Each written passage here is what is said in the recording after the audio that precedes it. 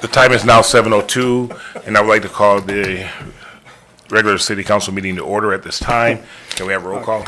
All councilors are present. Second order of the day is Pledge of Allegiance. May we all stand, please?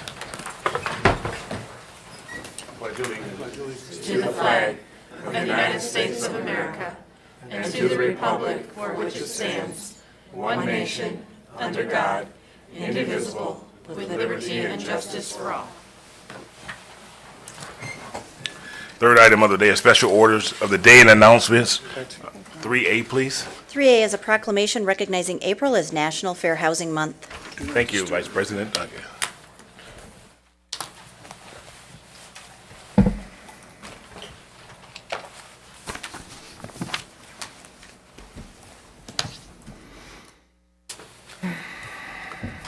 If I could have Steve Holland to please come up front with me, that'd be great.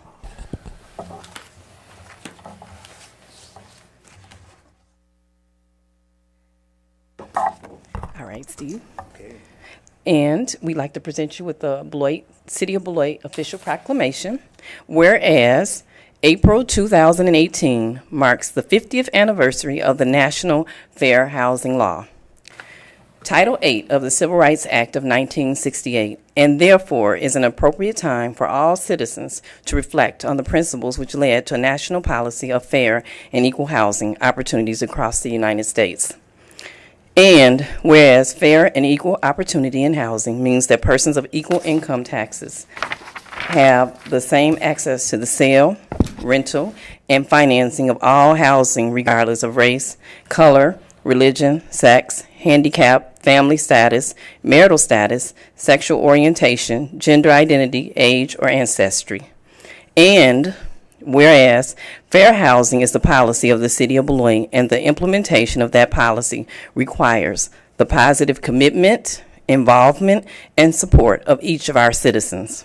Now, therefore, be it resolved that the Beloit City Council does hereby proclaim the month of April 2018 as Fair Housing Month, and does hereby encourage all citizens to abide by the letter and spirit of the fair housing laws, and asks the citizens of the city to join in reaffirming the obligation and commitment to fair housing opportunities for all. Adopted the second day of April 2018, City Council of the City of Beloit. Kevin D. Levy, Council President.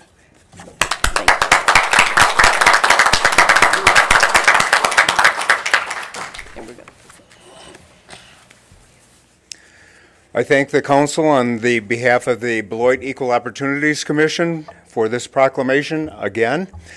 It is necessary to repeat it, apparently. As all of us, I'm sure, are aware, 50 years ago was when this was passed in terms of the Title VIII Fair Housing Act. It took the assassination of Martin Luther King Jr. a week before to really seal it and put it across the finish line for Congress. However, over 100 years earlier, Congress had outlawed discrimination in housing in 1866. They had to revisit that in 68 because they weren't sure if they had the legal authority to do so in 1868. And then 100 years later, they realized they really hadn't put in any provisions for the enforcement of it. And we still realize that we have work to do today. One of the activities that the Equal Opportunities Commission is encouraging is children K through 12 to produce a piece of work, an essay, a poem, perhaps a drawing, and we're hoping to place them on the walls here in City Hall. What does it mean to have a home? What does home mean to me is the theme of that. I was able to participate at that Equal Opportunities Commission meeting where we talked about this only by phone, and therefore my reservations weren't completely honored. I would have liked to have seen it expanded a little beyond children K through 12, as the proclamation says, all citizens. And I would have liked to have seen perhaps performance art be captured in it as well. So in a couple of weeks, if the City Council would like to do an interpretive dance or perform a skit in relation to how do we work together to make Beloit a wonderful home for all of us. Thank you very much. Thank you, Regina. We're so appreciative of all of Steve's efforts. And your energy is so contagious, so thank you for that. Now if I can have Nick Damasis to come forward, please. We have a proclamation recognizing National Library Week of April 8th through the 14th, 2018. Okay. And this is an official proclamation from the city of Beloit. Whereas libraries are not just about what they have for people, but what they do for and with people. Whereas libraries have long served as trusted and treasured institutions, and library workers and librarians fuel efforts to better their communities, campuses, and schools. Whereas librarians are leaders in their institutions and organizations, in their communities, in the nation, and in the world. Whereas librarians continue to lead the way in leveling the playing field for all who seek information and access to technologies. Whereas libraries and librarians look beyond their traditional roles and provide transformative opportunities for education, employment, entrepreneurship, empowerment, and engagement, as well as new services that connect closely with the needs of patrons. Whereas libraries and librarians lead their communities in innovation, providing STEAM programming and access and training for new technologies. Whereas libraries are pioneers supporting democracy and affecting social change with a commitment to providing equitable access to information for all library users, regardless of race, ethnicity, creed, ability, sexual orientation, gender identity, or socioeconomic status. Whereas libraries lead in working with diverse communities, including people of color, immigrants, and people with disabilities, to offer services and educational resources that transform communities, open minds, and promote inclusion and diversity. Whereas libraries, librarians, library workers, and supporters across America are celebrating National Library Week. Now, therefore, be it resolved that the City Council for the City of Beloit hereby proclaims National Library Week, April 8th through the 14th of 2018. We encourage all residents of the City of Beloit to visit the Beloit Public Library this week, explore what is new at your library, and engage with your librarian. Because of you and our library leaders, libraries transform. Approved this second day of April 2018 from the City Council of the City of Beloit, Kevin Levy, President. Thank you. So please, you would honor us and say a few words. Okay. Yes. Thank you very much. And Mr. President, council members, city manager Curtis Luther, thank you very much. Thanks for your support for this proclamation for Library Week. Thank you also for your support of the Beloit Public Library. I know that it is very deep and I know it's personal, and so I will give a brief update on some of the happenings that we had to the physical structure of the library today. But I didn't want to go into that yet without just at least laying in front of you some of the more important parts of the library, which is the programming that goes on within it. That's where we really have our deepest impact, the personal interactions in that, and bringing the community together. So I'll talk about that, but I just wanted to leave those with you. As I kind of looked those over myself, I'm reminded that a city manager presentation is probably due soon for the library, give you a kind of a state of the state. I'll talk about some of the maybe damage to the physical materials. In there you'll find that we are expanding all of our digital collections. You'll find that we're also expanding our physical collections by joining with another library system and really tripling the number of materials that are now available interlibrary loan, while also cutting our costs. And then you'll see all the different programming that's happening at the library, just a real array of diverse offerings that are happening. So today, if I know all of you have heard and you've been apprised of what's been going on, you've also responded very much. Thank you very much for your concern in that. What happened basically is that there was a pipe that burst at the library from the second floor, and as happens with gravity, it leaked down to the first floor. As far as materials, we were pretty happy about that. It looks like only a few ranges of the printed books and that were soaked. The big fear in libraries is that the sprinkler system goes off, soaks everything, and then pretty soon you're having trucks come in, you're freezing materials and all that, and we're just not faced with that. I do want to give a particular kudos to Jennifer Latz, our business manager, and David Neatfelt, the risk manager for the city. They were both on the scene. They called in everyone that needed to be called in, and at the same time protecting all the assets and the interest of the city in terms of insurance and all making all the right moves in regards to that. We pretty much had it under control by about, I would say 4 o'clock. We had a real good handle on what was happening. The library was closed today. We did have someone at the door, though, so if anyone needed tax forms, I know you'll appreciate this. We made sure they got those. Other than that, we kind of said the library is closed, and we decided the library will be closed tomorrow as well. We'll do the same kind of thing at the door as each person comes up. What do they need? If we can get them photocopies for something they need or whatever, and tax forms. Can we make it clear? I know you just said the library is closed tomorrow, but we need to make sure that it's clear that since it's election day, that people can still get in there, because otherwise people will hear what you just said. Yes. And okay. Yes, thank you. Tomorrow, and we've been putting it out through our Facebook, and then with Sarah as well, the city's Facebook. So we know that the information is going out, that the meeting room will be open. The elections are held there, or it is a polling place, and so that will be open. That will be undisturbed in the front area of the library. So that is, so thank you very much. I think we're today, tomorrow, and then we should be up again on Wednesday. There'll be a little tail of, cleaning things up and that. But I think we'll be back up and running and offering all the great services that you support. Thank you. Thank you. Item 4, go ahead. Oh, I was just going to say thank you so much, Nick, but I also want to recognize, I saw some of the board members here from the library. Can you stand for a moment? Missy, just stand up. Because we can't do it without the partnership that we have and all the work that you do. So thank you also for being here tonight. Really appreciate that. Thank you.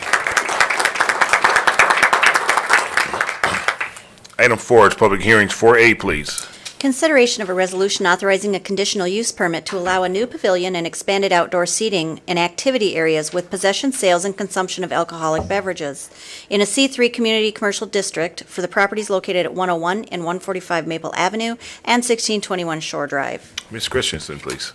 The Rock Bar and Grill was constructed in 2005 and saw conditional use permits for outdoor areas with alcoholic beverage sales and consumption in 2005 and 2007. The property consists of 3 separate parcels.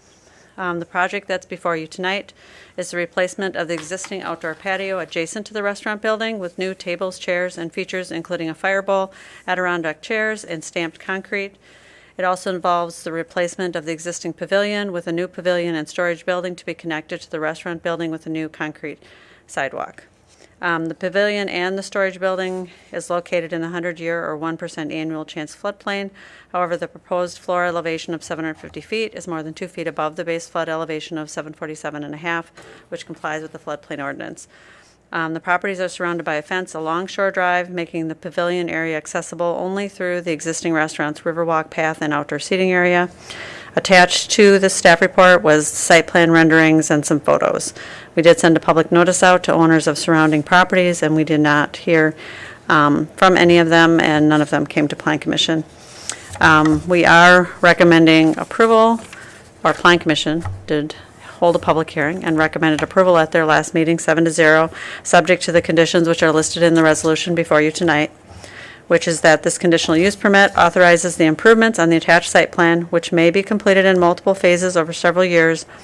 This permit authorizes alcoholic beverage sales and consumption within the outdoor patio, pavilion, seating, and activity areas, provided the applicant obtains and retains the appropriate annual licenses. The outdoor patio, pavilion, seating, and activity areas may not be directly accessed by customers via Shore Drive. All ingress and egress shall flow through the restaurant building and/or adjacent patio. All conditions and restrictions on the prior conditional use permits remain in full force and effect, and that resolution is at the back of your packet, or back of the staff report. All conditions and, prior to constructing the pavilion, the applicant shall submit detailed site plans, architectural plans, and material samples for staff review and approval. The fire inspector and building official will inspect the completed pavilion building and establish a maximum occupancy, which shall be posted at all times. And then our standard condition of major changes coming back through this public process and minor changes being able to be approved administratively. Thank you. At this time, I would like to open up the public hearing on item 4A. If there's anyone wishing to speak on item 4A this evening, please step forward, state your name and address for the record. Anyone wishing to speak on 4A this evening? Second call, anyone wishing to speak on item 4A this evening? Third and final call, anyone wishing to speak on item 4A this evening? Seeing none, I will close the public hearing on item 4A and entertain a motion for approval. Motion by Preschel, second by Forbeck. Any questions, comments, or concerns? Seeing none, all those in favor of approval say aye. Aye. Any opposed? Hearing none, passes 7-0. 4B, please. Consideration of an ordinance amending the zoning map district to change the zoning district classification from C1 Office District to R1A Single Family Residential District for 1.7-acre portion of the property located at 1575 Prairie Avenue. This is first reading. Mrs. Christensen, please. I don't know the history on this property, but my understanding is this is the former Ludi Pit, which is what I learned at Plan Commission. I'm looking at Mark because I thought Mark might. It was a gravel pit. It was behind the house and stuff. So most of this is a 12.5-acre parcel, and most of it is already zoned R1A. The front portion on Prairie Avenue is currently zoned C1. The applicant is requesting that actually C1 zoned portion contains a single-family dwelling and a paved parking area. The applicant is wanting this entire parcel to be zoned R1A.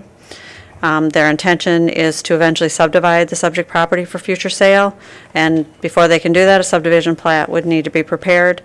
The proposed zoning change to R1A is consistent with the city's comprehensive plan, which recommends single-family residential urban uses for this property. R1A is a single-family district intended to accommodate development of 2 to 5 units per acre. And Plan Commission did review this at its last meeting and voted unanimously to recommend approval of the zoning map amendment. Thank you. This is on the agenda for public hearing. At this time, I would like to open a public hearing on item 4B. Anyone wishing to speak on item 4B this evening, please step forward, state your name and address for the record. Anyone wishing to speak on 4B this evening? Second call, anyone wishing to speak on item 4B this evening? Third and final call, anyone wishing to speak on item 4B this evening? Seeing none, I will close the public hearing on item 4B and entertain a motion for approval. Second. Motion by Forback, second by Duncan. Any questions or? Oh, to lay over. Okay, to lay over. Okay. So we still have a motion by Forback. Thank you. Still have a motion by Forback, second by Duncan to lay this over. Any questions or comments? Seeing none, all in favor of laying it over, say aye. Aye. Any opposed? Hearing none, passes 7-0. Item 4C, please. Consideration of an ordinance amending the zoning map, district map to change the zoning district classification from R1B Single Family Residential District to PLI for property located at 1905 Mound Avenue and 1950 Church Street. This is also first reading. Okay, Mrs. Christensen, please. So the church is located at 1905 Mound Avenue. It's a 3.15-acre parcel. The applicant's plans are to include a daycare center within the existing building, which are permitted by right in the PLI district. They also own vacant land next door, which is the 1950 Church Street property. It's a 2.24-acre vacant lot, currently used just as open space. Their intention is to install a community garden on the southeast portion of the property. The PLI district is a specially purpose district that has major public and quasi-public uses in it. This property has been zoned R1A. Churches are permitted use in R1A. My understanding is that the church would like to do these daycare center, community center, kind of in their own time, and not have to build in the process for a conditional use permit. So if you approve the rezoning, then it would just go through our normal staff site plan review process. It would not come back before this board for any kind of action. So just so you're aware of that. And this property was was the former Waterman School, so this property has been used in public use for a very long time, so the PLI district is appropriate. And Plan Commission did review this at their last meeting and voted unanimously 7-0 to recommend approval. It is on your agenda for public hearing and either lay over or suspend the rules if you so choose to take action this evening. Thank you. At this time, I would like to open the public hearing on item 4C. If there's anyone wishing to speak on item 4C, please step forward and state your name and address for the record. Anyone wishing to speak on item 4C? Second call, anyone wishing to speak on item 4C? Third and final call, anyone wishing to speak on item 4C? Seeing none, I will close the public hearing on item 4C and entertain a motion to lay this over or even suspend the rules. Before we move to the motion, let me go ahead and get the motion to get it on the floor. Motion by Pressure, is there a second? Suspend the rules. To suspend the rules, is there a second? Second. Second by Forback. Question, Mrs. Christensen, so I just want to make sure that we're clear that, so that now they decide somewhere down the road to go ahead and do the community center and daycare, the only oversight of that would be from staff, so it will not come back to council. So I just want to make sure Come that. back before council. Staff would ensure that they submitted detailed site plans, architectural review, material samples and everything, and that they complied with code. Okay, I just wanted to make sure that we're all clear on that. Right, so it won't come back here, but there'll still be an oversight process. Yeah, and for the in daycare place. center, they'll be required also to comply with state law regarding Right. daycare centers. All right, there's a motion and a second to suspend the rules. Any questions or comments on that? If not, all in favor of suspending the rules, say aye. Aye. Any opposed? Hearing none, we suspend the rules on the vote of 7-0. Now to the merits of approval. I'm so moved. Motion by Blakely, is there a second? Second. Second by Duncan. Questions or comments? Seeing none, all those in favor of approval, say aye. Aye. Any opposed? Hearing none, passes 7-0. Thank you. Item 5, we reach a point on the agenda where it's public comment. Citizens that would like to speak to the council may come forward at this time and state your name and address for the record. And you may address things that are not on the agenda. Council and routinely will not respond to what you have to say, but we will direct it to the appropriate department. We do ask you to refrain from any personal attack from council and staff. If you go down that road, I would ask you to sit down immediately. We do have a 3-minute rule. I will not cut you off at 3 minutes, but I would give you a friendly reminder that you are approaching your 3-minute mark. Is there a citizen that would like to speak this evening? Is there a citizen that would like to speak this evening? Third and final call, anyone would like to speak under public comments? Seeing none, I will close that portion of the agenda and move to item 6, consent agenda. All items listed under the consent agenda are considered routine and will be enacted by one motion. There will be no separate discussion of these items unless a council member so requests, in which event the item will be removed from the general order of business and considered at this point on the agenda. Consent agenda consists of items 6A through 6C. Is there a motion for approval? I so move. Second. Motion by Forback, second by Duncan. Any questions or comments? Hearing none, all those in favor of approving the consent agenda, say aye. Aye. Any opposed? Hearing none, passes 7-0. Item 7, licenses, 7A, please. Consideration of a resolution for approval of the 2017-2019 applicants for alcohol beverage operator bartenders licenses for the period March 15th through the 27th. You have before you 11 recommendations for approval, 0 denials. Is there a motion for approval? So moved. Motion by Preschel, second by Blakely. Any questions or comments? Seeing none, all those in favor of approval, say aye. Aye. Any opposed? Hearing none, passes 7-0. Item 8, ordinances, 8A, please. Consideration of an ordinance 3614 to amend certain sections of the Index of Special Locations, Section 1302, the Code of General Ordinances of the City of Beloit, relating to the removal of parking on 3rd Street near West Grand Avenue. This is second reading. Director Williamson. Good evening. This is brought to you as a second reading. This is to eliminate some of the parking along 3rd Street to enhance pedestrian crossing down along near the Y. We have reached out to Shauna with the DBA. We've received positive comments coming back. We've also reached out to Henderson as well as to the Y. Again, all positive comments. Very much excited about the fact that we're looking at doing this, so we recommend approval by the council. All right, thank you. Is there a motion to approve? Motion by Jacobson, is there a second by Blakely? Questions or comments? I'm hearing none. All those in favor of approval, say aye. Aye. Any opposed? Hearing none, passes 7-0. 8B, please. 8B is consideration of an ordinance attaching the property located at 2032 East Ridge Road to the city of Beloit. Mrs. Christensen. John and Corinne Davis have submitted a petition for attachment to the city of Beloit for their property located at 2032 East Ridge Road. Their septic system is failing, and so they are requesting this for that reason, so that they can connect to city sewer. Our cooperative boundary plan with the town of Turtle governs this property. It basically states that if the sanitary septic system on a property in a town island fails, and the Rock County Health Department determines that the septic system cannot be repaired or replaced, the property owner may petition the city of Beloit to attach the city for the purpose of obtaining city sewer service. There's an outstanding special assessment that must be paid before they connect. You may recall a number of years ago, we put sewer in all those streets so that we were prepared in this situation, so that when a system failed, that they could more quickly connect. Otherwise, we would have to plan for a project, and it takes quite a bit of time. So really, all they have to do is pay the special, and they can connect. A copy of the petition was sent to the Department of Administration and the Town of Turtle, even though it is not required, just to notify them. And Plan Commission reviewed this petition and voted unanimously to recommend approval. And a temporary zoning classification is always assigned to a property when they attach. We are recommending a temporary zoning classification of R1A, single-family residential. The permanent zoning classification will come to you at a later time. The surveyor has requested on behalf of the applicant that you do the first and second reading and approve it tonight, because they, with the failing system, they would like to get connected as soon as possible. Okay. I move that we suspend. Motion to suspend the rules by Forback, second by Jacobson.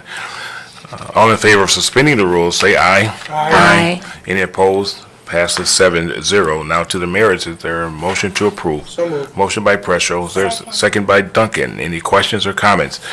Seeing none, all those in favor of approval say aye. Aye. Any opposed? Passes 7-0. Item 9, appointments. Don't believe we have any. Item 10, councilor activities and upcoming events. Councilor Jacobson.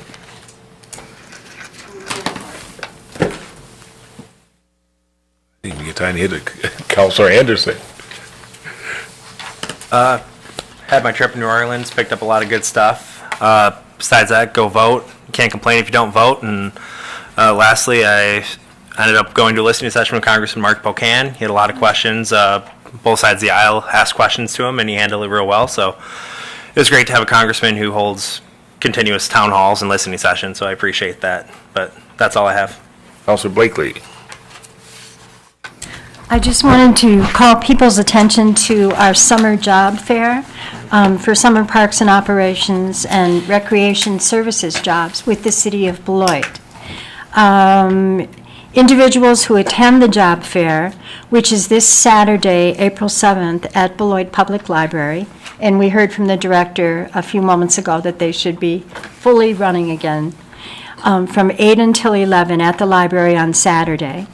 Also, applications are available at Beloit's website, www.beloitwi.gov.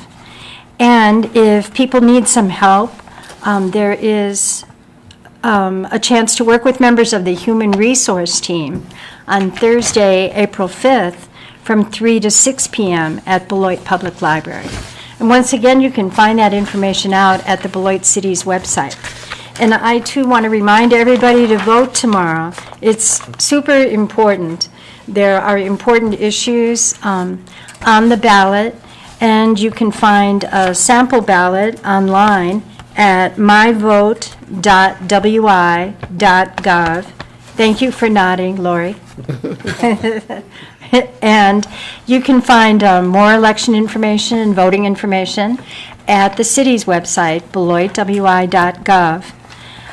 Election results will be posted on the Rock County Clerk's election page as well. And the library will be open for voting in spite of their minor water problem today. And wards 13, 14, 15, and 22, as usual, will vote at the library tomorrow. Polls are open from, I believe, 7 in the morning until 8 p.m.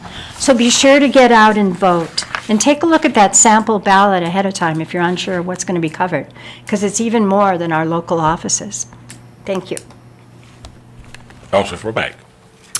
Well, I just want to say that Sherry Blakely and I attended the Plan Steering Committee, and this is about, I think, the 5th meeting that we've had with that committee, and we are getting a 10-year plan that is really demanded by the state that the city do this.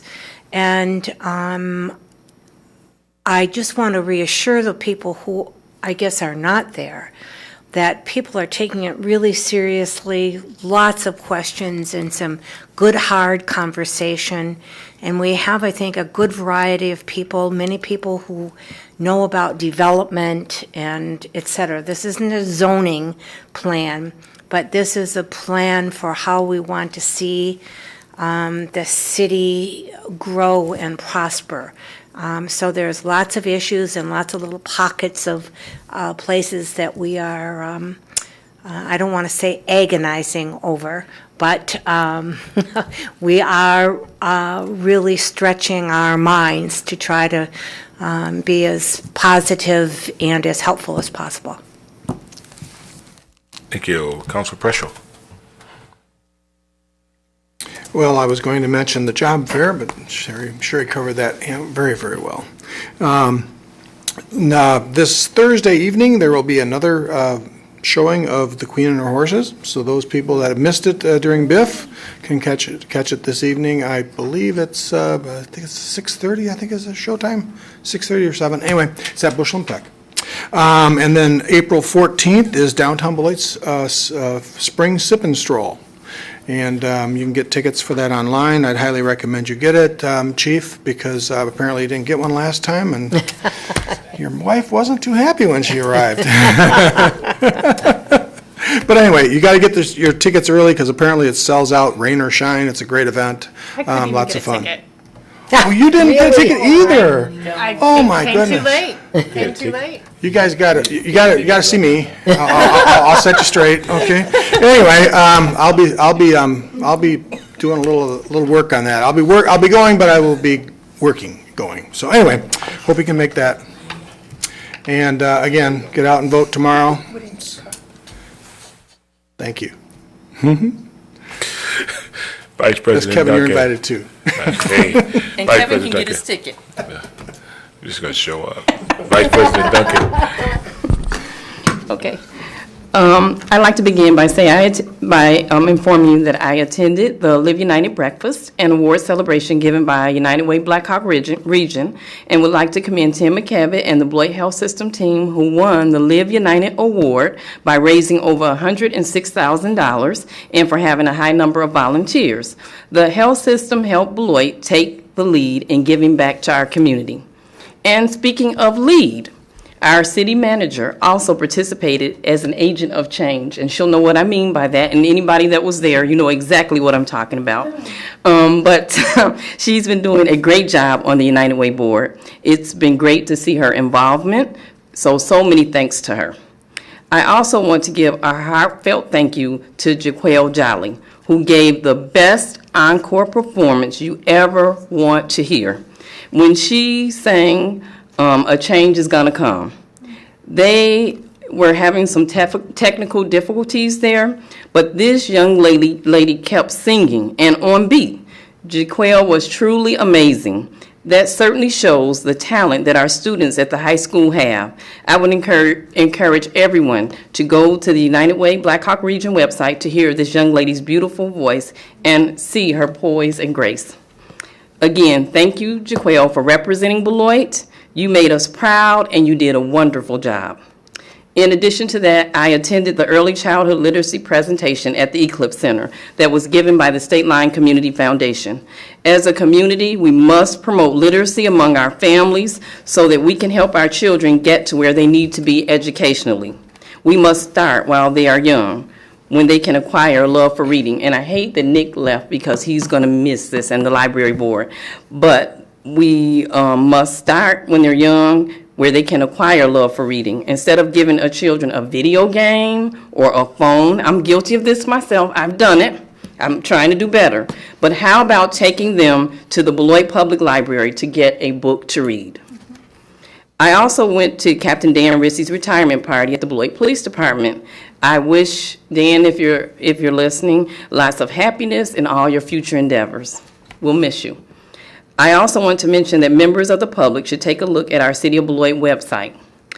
We have the summer job fair, which Councilor Blakely talked about coming up, vacancies on our board committees, and there is a new Beloit services tab. I don't know if it's new, but it's the first time I saw it was today, which allows residents to request services online. So there are lots of great things happening that our citizens can be part of. Lastly, it's not really lastly, because I got a few more things to say. I want to,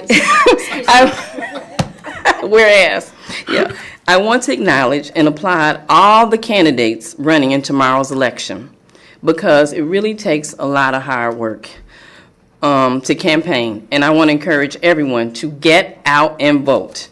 Your vote is your voice.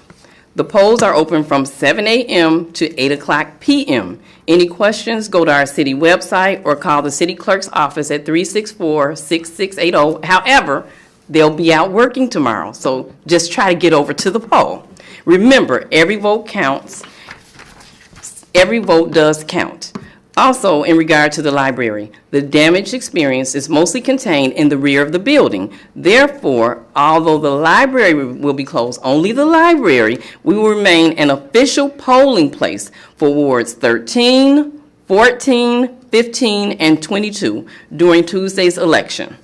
And that's tomorrow. Hours are 7 a.m., I'll say it again, to 8 o'clock p.m. The gates to the rest of the building will be closed. And I'm going to do even better. The weather forecast tomorrow calls for rain with some snow mixing in the afternoon with a high of 37 degrees. While elections can be affected by weather and other factors, your vote is important. So don't let simple barriers, just so simple, like the weather, keep you from voting. Polls are open again from 7 a.m. to 8 o'clock p.m. Tuesday, April 3rd. The city has 9 polling places staffed with citizen volunteers.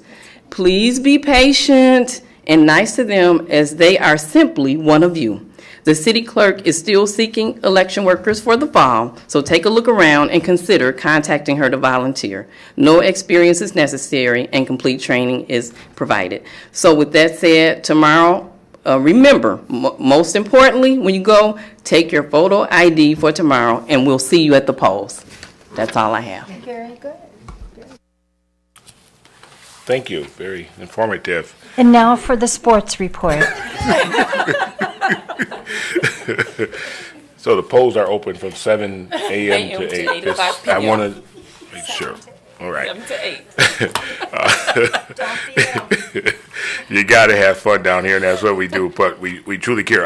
One of the main things for as counselors, what we do is when we hear, or I encourage us that when we hear inaccurate information, is to do the research, get the truth, and get it out to the public. So at one of our forums, we got kind of questioned about the Black Hawk Technical College taking their building out of Beloit, and they're not going to have any classes here. And even after the forum, a couple of people kind of approached us, and we were very upset about that. So one thing as counselors, what we do is we find the misinformation, and then we correct it once we research it. So what I did today is I had the opportunity to meet with the president of Black Hawk Tech to get the plans of exactly what he would like to do or what he's planning on doing in Beloit. I can assure you that none of the classes are going to be taken out of Beloit.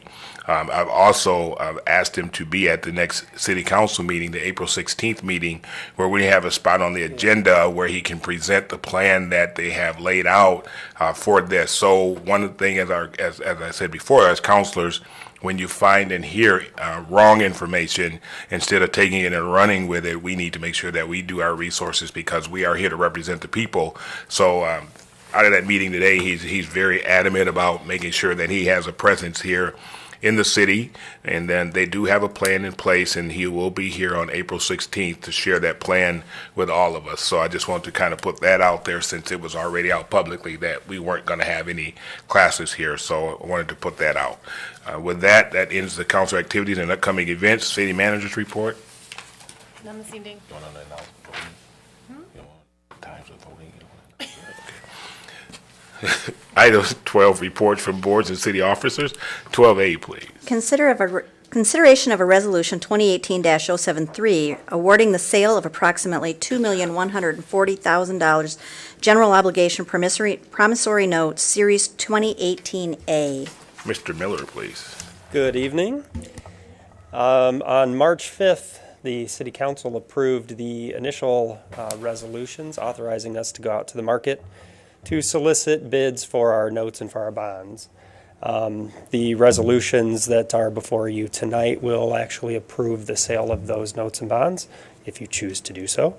And those bonds and notes will be used to finance the capital improvement program that was part of our 2018 budget.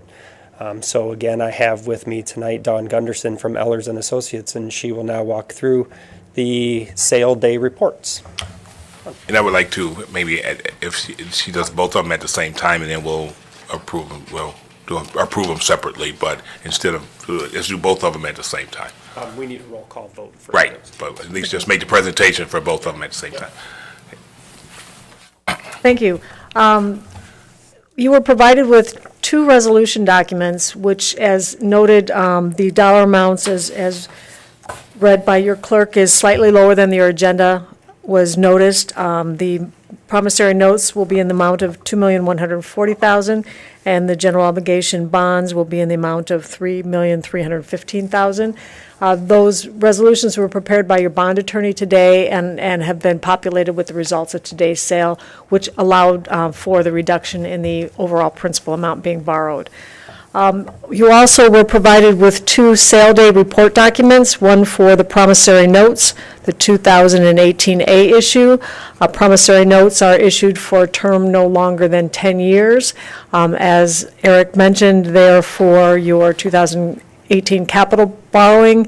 The notes were items that won't have a life of longer than 10 years, or equipment or certain things that are not allowable or permissible under a bond issuance.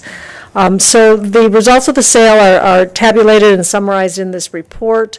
The first page of that report indicates that the bonds were sold with your affirmed and assignment of an A+ rating, which was done by S&P Global Rating Services. After your authorization for us to proceed, staff conducted a review with the rating agency. You previously held that A+ rating. They provided you that rating again, affirmed it on all your outstanding debt. That report is included in this document, and you certainly should read it. The issuance was also put out to the insurers to provide bond insurance. The winning bidder on the issue purchased that insurance so that when they sell it to their investors, it'll hold a AA rating, which is the rating of the insurance company. So that helps in terms of the interest rates that you gained on today's sale. So you did receive 4 bids. We put this out on a competitive basis to all national and regional underwriters and local banks as well. And I'll comment on the 4 bidders. But the winning bidder came from Baird out of Milwaukee at a true interest cost of 2.7365%.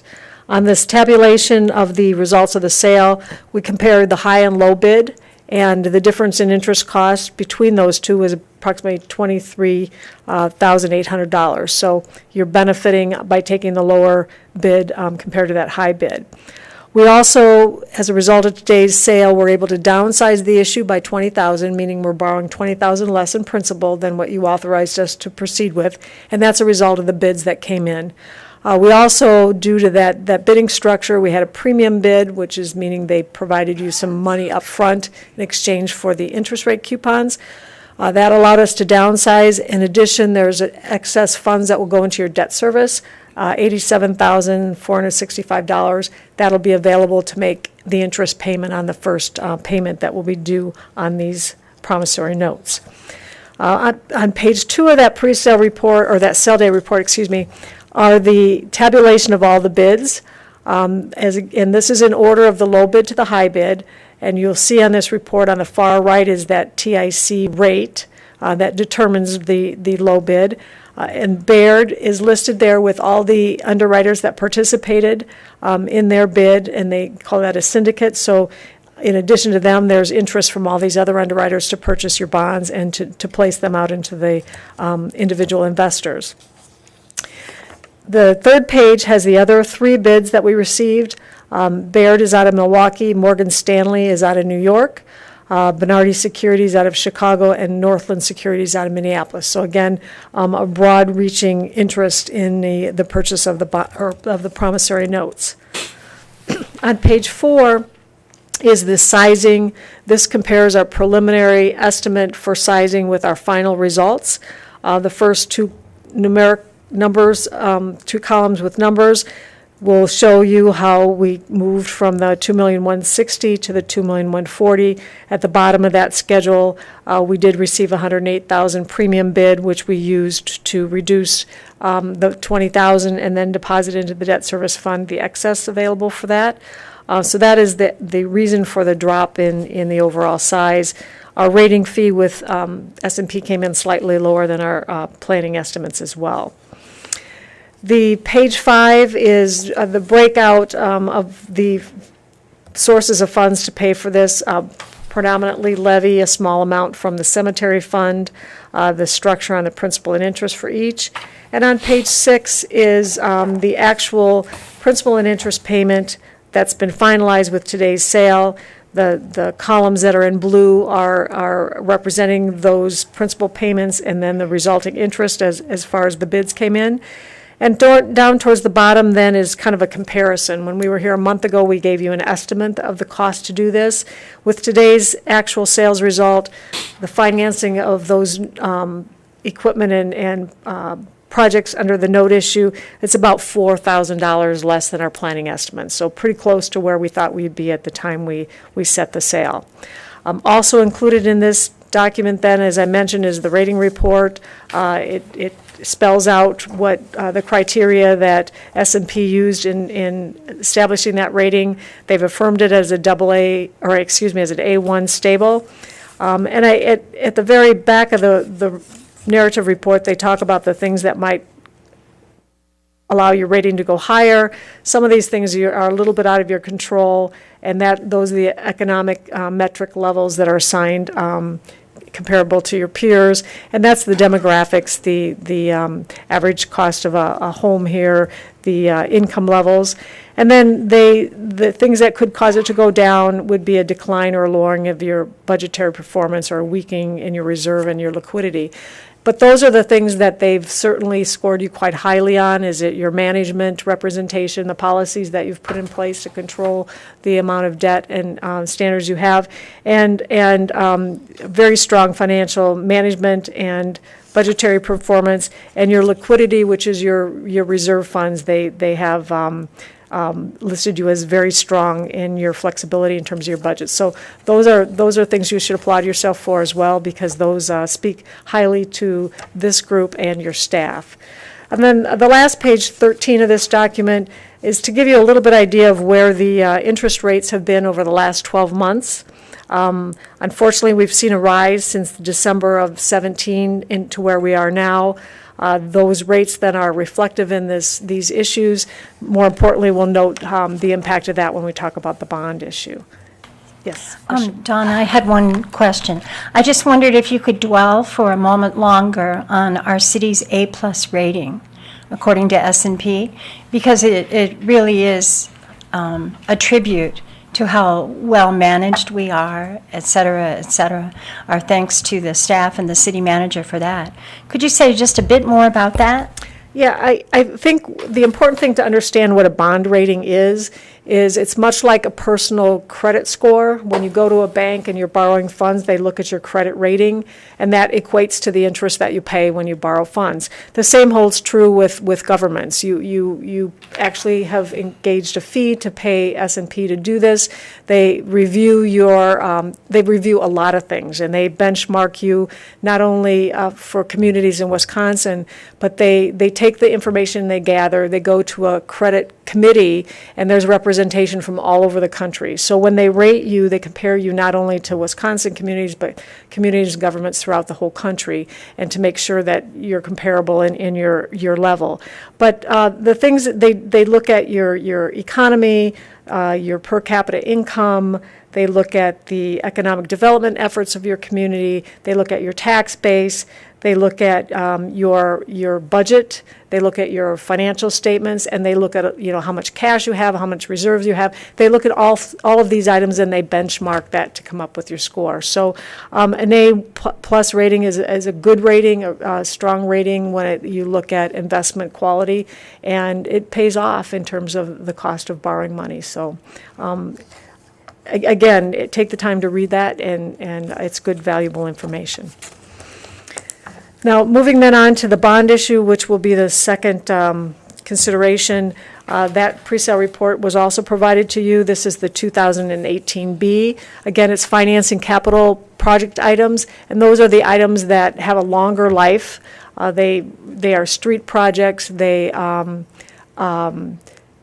So they're being financed over a 20-year period. And there's purposes that the statutes allow you to use bonds for and to extend the life of those, the debt issuance. So on that one, page 1, on your bond issue, same rating for this issue. It also had the insurance with S&P Global Ratings, or S&P Global Rating of a AA with the Build America Mutual Rating, which is the insurance that's providing the rating. Here we had 5 bids, which is very good on the bonds. We always want at least 3, 4, 5 is better. Baird, also out of Milwaukee, was the winning bid. Here, our low bid on a TIC or true interest cost was 3.35558. The high bid was 3.5747. The difference between these two over the life of the issue is $89,000. So again, you benefit by taking the low bid. We also were able to downsize this issue by $5,000 in terms of principal, hence the reduction in the resolution. Again, we have a bid tabulation on page 2. As I mentioned, Baird was the winning bid. Again, they had a large syndicate of other underwriters investing in this. On page 3, our other bidders were Morgan Stanley out of New York, Hutchison Shockey out of Chicago, Northland again out of Minneapolis, and Bonardi Securities out of Chicago. So again, regional and national interest. On page 5, similar to the promissory notes, we have the side-by-side comparison of the bond sizing. Again, it's related to the premium. This had a smaller premium amount, $26,000. We utilized what we could of that to downsize the underwriter discount on this and allowed us to reduce it by $5,000. On page 6, then again, the comparison to our planning estimates. This is the actual structure of this bond issue with the principal and interest payments. Again, we had an increase in interest rates from the time we were here last time. We had planning estimates for this. We were slightly under our target, so this in total cost over the life of this 20 years is about $55,000 more in overall interest expense than our planning estimates, and it's truly a result of the uptick in the market in terms of interest rates. The remaining pages are identical to what I reviewed with the note issue. So again, I'm happy to answer any questions. I do want to point out, though, that you do have policies. One of the things that Moody's recognizes is the policies you have in terms of debt. You're maintaining and staying within those benchmarks for your outstanding debt overall, the rate per thousand that you include on your planning estimates. That's true for this. We've also reviewed that for the next 5 years of your capital plan, and it still holds true. So. Again, any questions? I'm happy to answer. Are there any questions? Comments? Seeing Councilor Jacobson. Yes, thank you, Don. Thank you for being able to, I know it takes a lot of factors, but reducing the note and the bond issuance. I just wanted to sort of dovetail on what Sherry mentioned earlier, is that I did read through our S&P rating, and I would encourage staff to maybe share this with our staff at the city, and also maybe the local media. A couple things that I saw that I think are important to point out to our citizens is that in here it commends staff, which includes Eric and the city manager, for providing quarterly budget updates to the board on our financial performance, which helps us stay in line, which is fairly new to us. And then also It mentions that the city ran a small general fund surplus in fiscal 2016, reversing the trend of 3 consecutive general fund operating deficits. And so that is, well, luckily, probably due to some tighter budgets and probably less snowstorms, if you will, but also strong staff and changes in staff that maybe had a harder line on how we budget things. And so I'd like to commend the staff that we have, because clearly in the last 2.5 years, we've done something well to increase our ratings, which has obviously then helped us to reduce the note issuance, which we sometimes get questions from staff and union members. So I just wanted to mention that before we vote. Thank you, Dawn. Good point. Any other comments? Seeing none, we'll take 12A first, please. Consideration of a resolution awarding the sale of approximately $2,140,000 in general obligation promissory notes, Series 2018A. And this is a roll call, please. Is there a motion to approve? I'm sorry. Second. Motion by Jacobson, second by Blakely. Okay. Jacobson. Yes. Aye. Anderson. Aye. Blakely. Yes. Duncan. Aye. Levy. Aye. Preschel. Aye. Forbeck. Passes 7-0. 12B, please. Consideration of a resolution awarding the sale of approximately $3,315,000 general obligation corporate purpose bonds, Series 2018B. Is there a motion to approve? So move. Second. Motion by Jacobson, second by Preschel. Roll call, please. Jacobson. Aye. Anderson. Blakely.